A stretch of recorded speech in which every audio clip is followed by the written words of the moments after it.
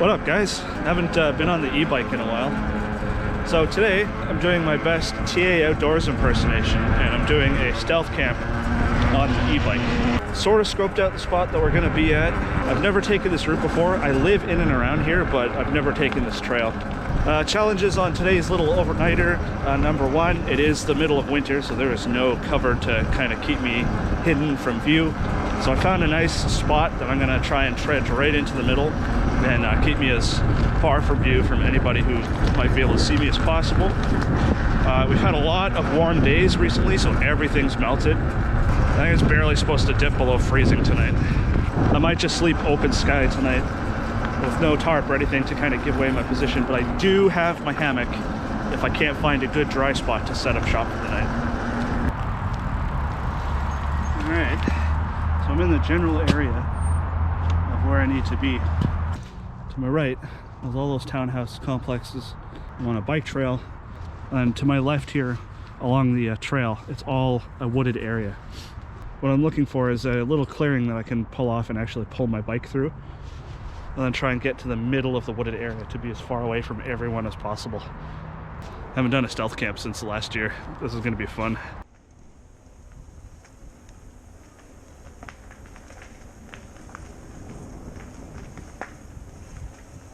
Yeah, right on. This is looking like the right kind of area.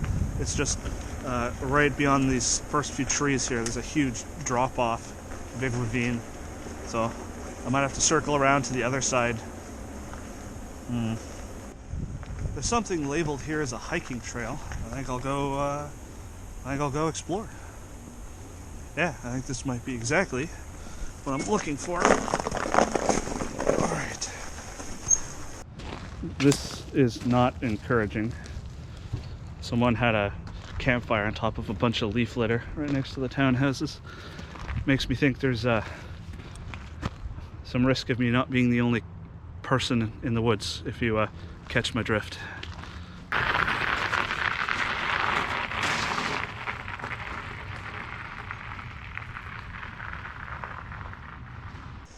It's actually a pretty sick little trail in here. I didn't know this was here.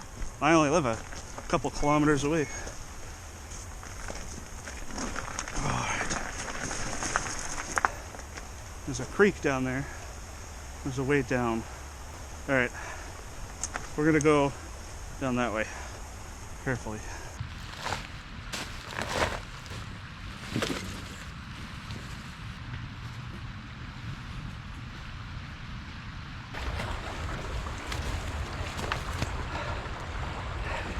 Yeah, I think this is where we're going to set up shop for the night. It's nice and covered. I think the trail might be up there, but at night when I'm sleeping, I don't think anyone will be able to see me. The only other concerning thing is that there does appear to be an established foot trail passing through here, but at the same time, it doesn't look like it's been used lately. I'm right next to a creek. Not that I would trust this water in such a city-based area, but I don't anticipate any animals being an issue. Maybe raccoons or something. Oh, it was a hassle getting down here, man. Shall we say I had some obstacles to get over with the bike. Anyways, losing daylight. Let's set up my little camp here.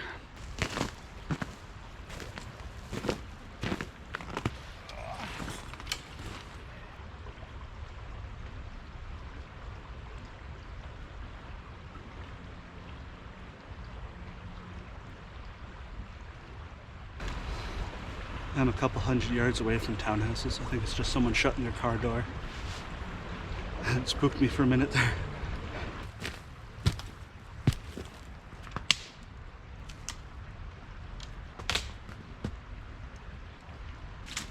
What we're gonna do is we're gonna be kind of parallel to this log sticking in the ground here.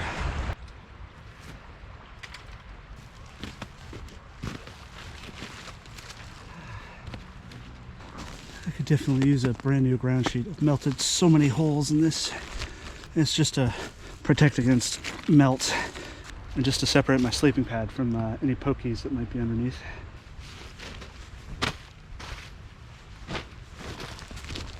Okay. I'm trying to get out and do at least one trip a month. Figured I haven't taken the e-bike out for a spin in quite some time, so I thought I'd take it out, find somewhere to do a neat little stealth camp overnighter. Yeah, so I've had this little adventure planned for quite a few months. I was originally going to do it last month, but then I swapped that out with the Tesla camping trip. And then not 3 days before I'm set to go on this overnighter, TA Outdoors posted his own Super73 e-bike winter overnight camping trip. So I apologize if it seems like I'm trying to copy what he's doing.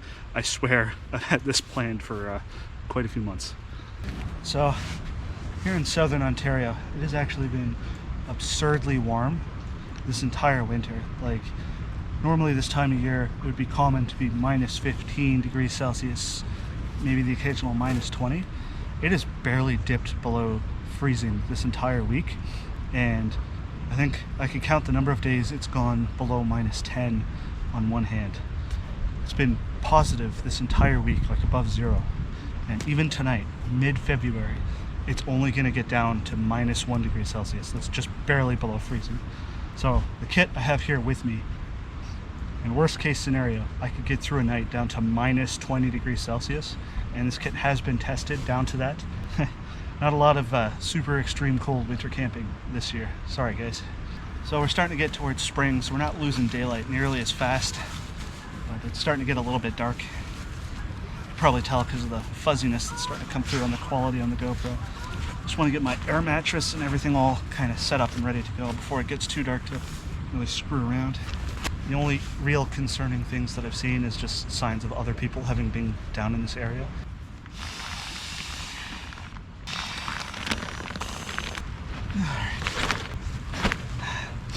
I've had this sleeping pad for years, man.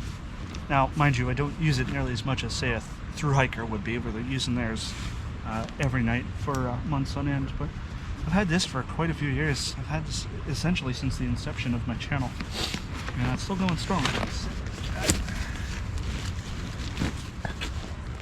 This wool blanket doubles as part of my sleep layers.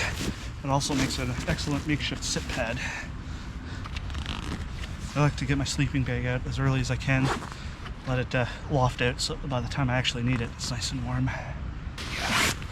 Oh, there we go. So yeah, no precipitation in the cards. It is overcast, but this time of year, man, it's always overcast. I think this is the perfect temperature and environment for winter camping. Just cold enough that everything's frozen, so it's not super wet, but not so cold that you can't do anything. Put the liner in there. Liner. Alright, that's all set up. Nothing to do now other than kill time until it's time to go to bed, I guess. Oh, I also need to message the wife and let her know I'm okay and that I didn't die. All set up. Love you. Heart. Emoji. Send. Yeah, there's not a lot of wind in here too, which is what I was hoping for. Wind is what gets you in winter. If I could give you 2 tips to have a successful winter camping trip: stay dry, stay out of the wind.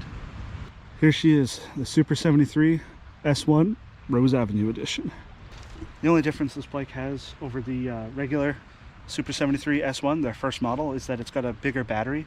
This one's got a 696 watt-hour lithium-ion battery in it. It's one of their older models. It's an old bike, but you know what? It served me pretty well. It has no active suspension at all, but it gets the job done. Just stick all my gear in my backpack like I would on a skate packing trip and just ride the bike. It is a heavy bike. It's 60 pounds. Battery's still holding up okay. As long as I can get 25 kilometers out of it in between charging stops, that's pretty good in my book. I'll show you a tour of my campsite. So there's the bike propped up against the tree, my pack all sprayed out everywhere, and my sleeping platform with my sleeping bag and my liner and my ground sheet. When you really look at it from a 1,000-foot perspective, it's pretty mundane. You're just sleeping overnight and then heading home in the morning. But when you're actually out here, your mind's starting to go through all the little things that could happen. Like, what if raccoons decide to get way too friendly in the middle of the night? What happens if I'm not the only person that decides to make this place home for the night? What if other people are in the area that are up to no good in the neighborhood. I know I talk about this in practically every winter camping trip I do, but I cannot understate the importance of staying hydrated in winter. A lot of people think it's in the middle of summer where you're most likely to get dehydrated. No, it's actually winter. It's super dry. You don't realize just how dehydrated you're getting. Well, I guess there's two more orders of business to get done, and that is to make something to eat before it gets too dark. The other is to plug in all my electronics and make sure they're fully charged for the morning. My little electronics kit. It's got my extra headlamp batteries in a little 3D printed case, and my massive Anker battery bank. Essentially, I got my little cord for my phone. Got my phone itself. Plug into the battery bank. Other end into my phone, and now my phone is charging. That's a pretty massive battery bank, probably bigger than most people would need, especially for a single solo overnighter or 2 nights. But since I record everything and upload it for you guys, I do opt to have a larger one so that I can keep all my GoPro batteries charged, especially in winter where the cold just drains the batteries like it's nobody's business. So before it does get too dark to show you, let me show you how I keep all my stuff charged for recording and making my videos on the go. USB cord and the platform that the batteries plug into. USB plugs into another port on the Anker like that. This plugs in like so. See, there's 2 green lights on there. And I've got this black bag here. This stays in my pocket to keep all my GoPro batteries warm by being next to my body heat. And I've got them labeled. So any ones that are empty and need to be charged, I stick in an empty pouch. I've got 2 so far. I'm cycling through them so that I don't run into GoPro issues. Plug it in. As you can see, they're red, and once they're fully charged, it'll turn green, and I can put those out and put those in the good to go pouch. So for dinner tonight, we're going to keep it pretty simple. Just a couple packs of oatmeal in my pot over my alcohol stove.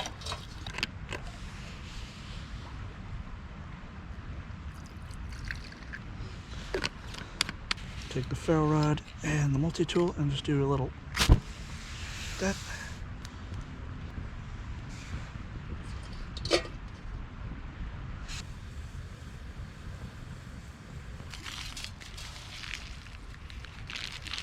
And because it's an alcohol stove, I gotta let it burn out since I don't have a cap for it.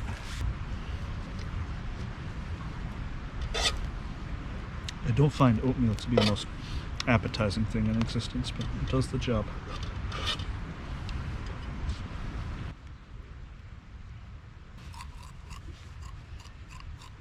Well, I guess the next step is to get all piled into my sleeping bag and just relax. Next step is to switch into dry socks. Actually, you know what? I'm pretty damp all around. So I think I'm going to do a complete base layer changeover. The rest of the night is just going to be waiting until I get tired and going to bed. Did a full change of my clothes, including my base layers. Nice and dry now. My coat's actually got quite a lot of condensation on it, so I'm going to drop the coat before I zip up into my sleeping bag. Otherwise, it's going to be moisture hell on the inside. Unless something weird happens, I guess I'll catch up with you guys in the morning. Night.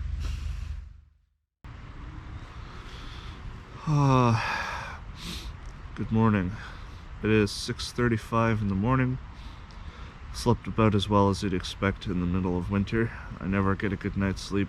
It's still dark out, but because I'm stealth camping, I should probably get up, get everything all packed down, and get out of here before it gets any semblance of light out. Hardest part in the morning, getting out of the sleeping bag. Alright, time to rip this band-aid off.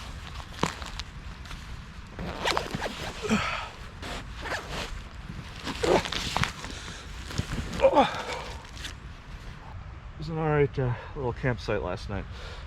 No noise from animals or anything.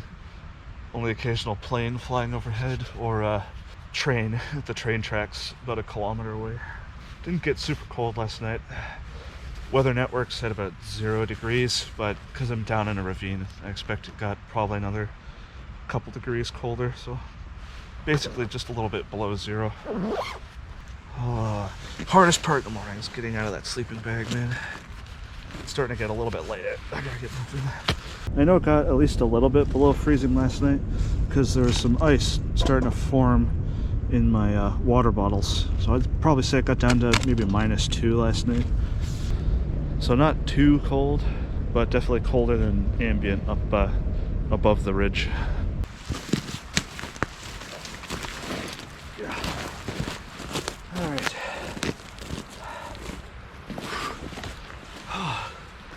All packed up, good to go. I'm gonna do one final idiot check and try and get out of this spot. It's a really hard spot to get to, but then again, most good stealth camp spots are. Hopefully the battery on this isn't too cold to get me home this morning.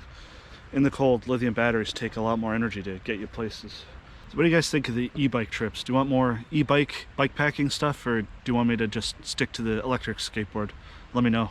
In the meantime, if you want to check out all of my electric rideable adventures, check the card. Thanks for watching, guys.